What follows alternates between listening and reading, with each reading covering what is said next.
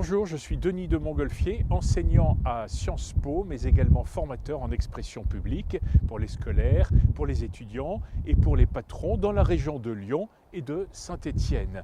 Je suis spécialisé dans le coaching individuel pour réussir son oral et son entretien. Vous êtes-vous posé la question, qui domine et qui est dominé quand on est face à quelqu'un? Je vais prendre 5 exemples. Premier exemple, vous vous rendez chez votre banquier pour lui demander un prêt. Vous pouvez dire ce que vous voulez, il a une logique implacable. C'est toujours lui qui va tout simplement fixer et imposer des règles avec son code financier.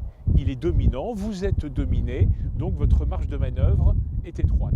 Deuxième exemple, vous vous rendez chez un garagiste pour faire réparer votre véhicule. C'est lui qui va fixer le temps d'intervention, donc le prix.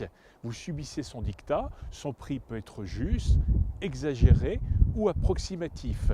Vous n'êtes pas à égalité dans la négociation car des paramètres techniques vous échappent. Troisième exemple, vous êtes à l'hôpital. Vous écoutez le diagnostic d'un médecin ou d'un spécialiste avant même qu'il intervienne.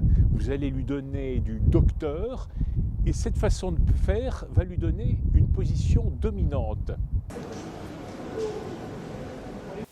Quatrième exemple, regardons maintenant ce qui se joue sur le porche d'une église. Vous croisez un prêtre, c'est monsieur le curé ou mon père que vous allez lui donner. Ce titre le protège et l'élève. Vous n'êtes pas à égalité dans la relation car souvent vous produisez une posture de soumission ou d'extrême humilité. Cinquième exemple, quand on conteste un policier qui nous verbalise, il nous impose de contenir notre colère. Le policier est le dominant, je suis sous son autorité. Si je veux inverser le rôle, je vais dégainer ma colère et je risque de terminer en garde à vue pour outrage. Là aussi, je ne suis pas à égalité dans l'échange. Il est la loi, je suis le fautif, pris en flagrant délit.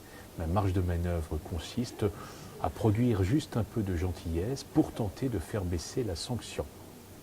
Voilà ce sujet de la domination, sujet qui permet de clarifier votre posture, car lors d'un oral, vous aurez conscience de ce qui se joue.